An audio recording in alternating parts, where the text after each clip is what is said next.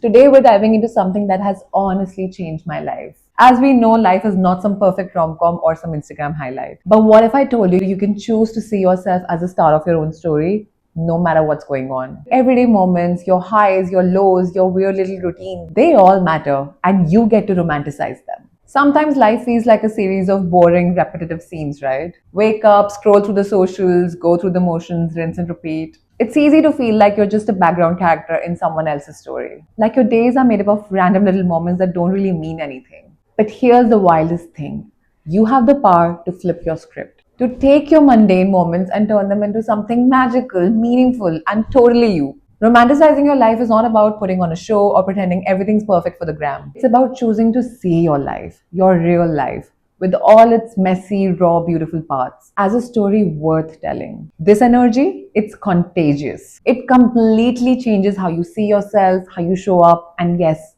even how the world sees you. So if you ever felt stuck or felt like life is happening to you, then trust me, this is what you need. So let's get into what it really means to romanticize your life and how doing this can change everything about how you experience your days. Sound good? Let's go. Firstly, let's talk about what does it even mean to romanticize your life and how it changes everything. Instead of being stuck on the sidelines waiting for life to happen or for someone else to make things exciting for you, you step up and treat your everyday like it's actually worth celebrating. Because once you start thinking of yourself as a star of your own show, you stop playing small. You stop waiting for someone else to validate you or bring you the magic. You become the energy that pulls the plot forward, owning your choices, your moods, your wins, even your mess ups. You're curating your life with intention and flair, and that kind of mindset is magnetic. This isn't about arrogance or being extra for the sake of it. It's about realizing that your story deserves to be told with love, attention, and some fun. So, when you romanticize your life, you're basically giving yourself permission to enjoy the ride, even the boring or messy parts. And how do you start that? You have to start making the small stuff feel like a whole mood. It's about making the basic feel like a whole vibe. Like when you grab your coffee, don't just sip it, actually taste it. Like when you're walking back home during a sunset, let the sun hit your face and soak in the golden hour glow like you're in a music video. These small moments, they low-key change the whole vibe of your day. It says, I am worth feeling good even if nothing crazy is happening. And honestly, people start noticing when you vibe with yourself like that. When you're content with doing your own thing, skincare with your favorite playlist blasting, or dancing in your room around 10 p.m., you're sending out major main character energy. No one else needs to make your day feel good. You can do it yourself. And honestly, it's the best flex. Try this. Make a ritual out of something simple, like a morning coffee, but make it your thing. Or put on your music and vibe hard while doing whatever: laundry, cooking, cleaning, or take a walk without your phone and actually see what's around you. Ask yourself, what small moment today could I turn into a vibe? When did I last chill with myself and felt genuinely good? You're telling the universe, I am making it my own story and I'm owning it even on a random Tuesday. The next point is owning your mood swings like a boss. Life isn't always sunshines and rainbows, and that's okay. Romanticizing your life doesn't mean ignoring your feelings or pretending that you're always happy. It means owning your moods, even the messy ones, and not letting them steal your power. Imagine you're the main character in your story. Make the plot richer. Try this. When you're feeling off, journal your feelings. No filter. Give yourself permission to take a break without guilt. Remind yourself that growth often happens in the ugly chapters. Mood swings have such a bad rep, like there's something to apologize for. But no, it's actually your inner compass trying to tell you something. When you stop fighting your feelings and start tuning in, you unlock a whole new level of self awareness and self love. Here's the tea: main characters don't suppress their moods, they work with them. It's like knowing when to hit pause, when to vibe, and when to show up soft and vulnerable. Let's talk about how do you turn those mood swings into power moves. Firstly, check in, don't check out. Instead of ghosting yourself when you feel low or overwhelmed, ask yourself, what do I need right now? Maybe a nap, maybe a meltdown, maybe a hype playlist. Whatever it is, give yourself permission. The next thing you can do, which is so amazing by the way, is make your mood your creative fuel. Feeling moody? Write, dance, paint, or vent it out. Channel those feelings into something that feels you. Trust me, this turns emotional chaos into magic.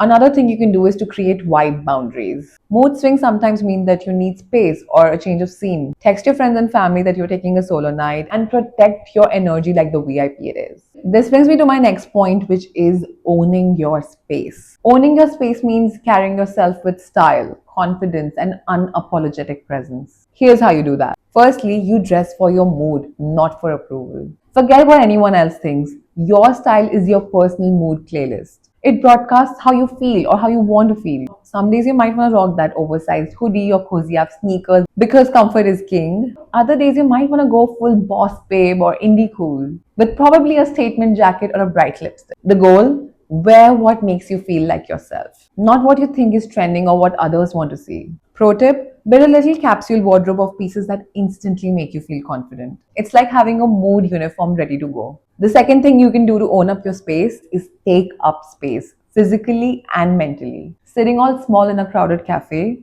main characters don't do that. They stretch out, lean back, and let their energy fill the room. And it's also energetically. Speak your mind, share your ideas unapologetically, and set boundaries that make you feel safe and respected. The next thing you can do is to create a signature vibe. This is about the little things that are so you, they basically become your brand. Maybe it's your favorite candle scent or your favorite playlist or the way you do your hair and makeup that feels uniquely you. These small details add color and texture to your everyday life. I want you to find that one tiny ritual that's yours alone. No copying, no imitating, just your energy in a jar. Next, you have to be the CEO of your time and energy. Saying no sometimes isn't rude, it's self-love. When you set clear boundaries around your time and energy, you make space for what really matters. It could mean skipping a low-key when that drains you, or unfollowing social media accounts that mess with your head. And I have a power move for you.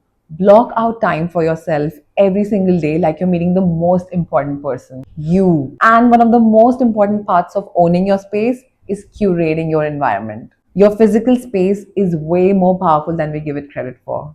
It's like the background music to your whole life. When your environment is cluttered, chaotic, or just blah, it drains your vibe without you even realizing it. But when your space feels intentional and you, it's like an energy boost every time you walk in. Like the little things I do to romanticize my life actually show up in where I choose to be. Like right now, I am making this video from Bali, Canggu to be exact. And Canggu has tons of Insta-worthy modern spots. Sleek pools, cool cafes, all the vibes. But guess what? I didn't pick any of those this time. I went for this huge green space, think open fields, fresh air, all the nature energy you could want.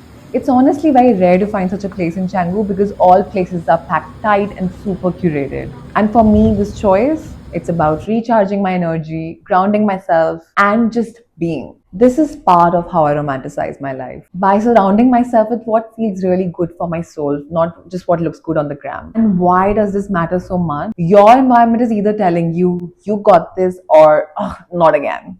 And if it's the latter, you're probably fighting against invisible friction all day long. So start small. Choose one spot or thing in your home and make it feel like you. Even a small step like this can create a ripple effect.